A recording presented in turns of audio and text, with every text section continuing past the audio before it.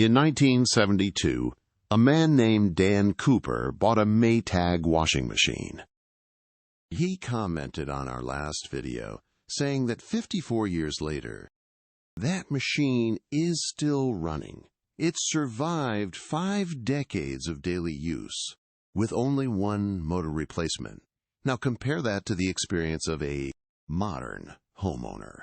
You walk into a big box store today and spend $3,000 on a Samsung smart refrigerator with a touchscreen and a glass door. It looks like a spaceship. But statistically, that machine will be dead in less than 5 years, and when it dies, the repairman won't fix it. He'll just tell you to throw it away.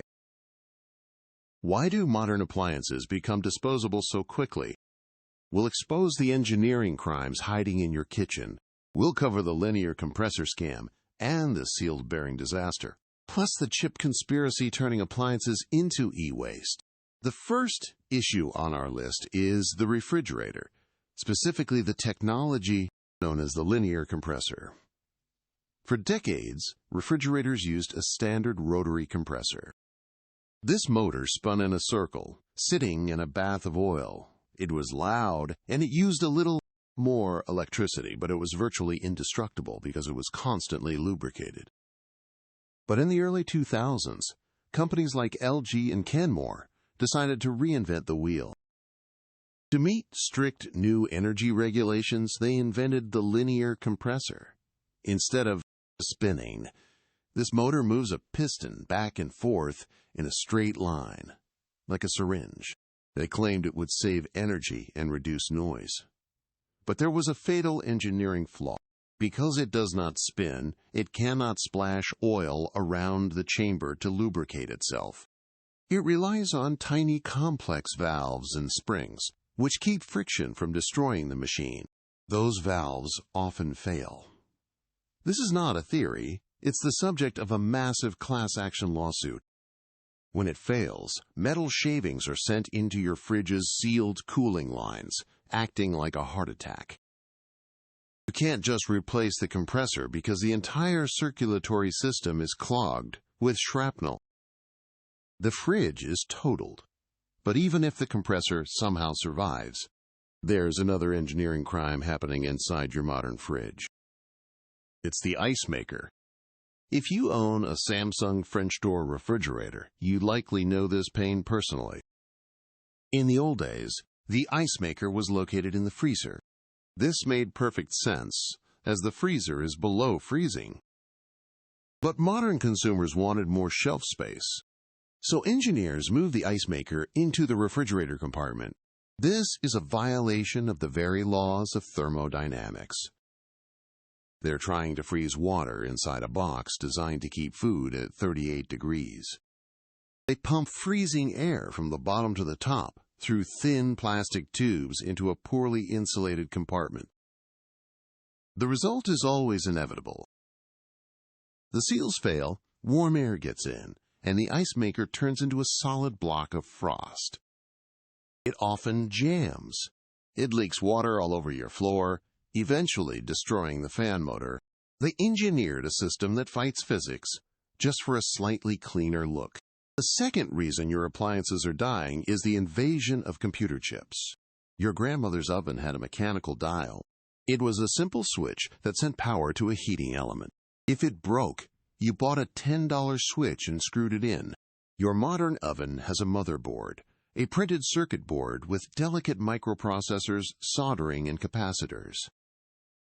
And where do manufacturers put this delicate computer? Right next to the oven vent. They're putting a computer, which hates heat, inside a machine designed to generate heat. Thermal cycling causes solder joints to crack, but the real killer is a luxury feature, the self-clean cycle. When you press self-clean, your oven locks the door and ramps the temperature up to 900 degrees Fahrenheit. That extreme heat rises up the back of the stove and cooks the control board. We've spoken to dozens of repair technicians who all say the same thing.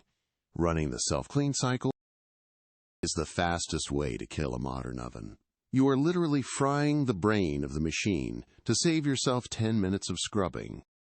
The replacement board often costs $400, if they even make it anymore. The same logic applies to the modern dishwasher. If you bought a dishwasher in 1990, it was loud. It sounded like a jet engine, but that was the sound of a powerful motor and a hard food disposer grinding up your leftovers. It ran a wash cycle in 45 minutes, and the dishes came out sterile. But today, due to energy and water regulations, modern dishwashers use tiny, weak pumps that just sprinkle water on the dishes. To get them clean, the machine has to run for 3 or 4 hours. And because the motors are too weak to grind up food, they removed the disposal unit.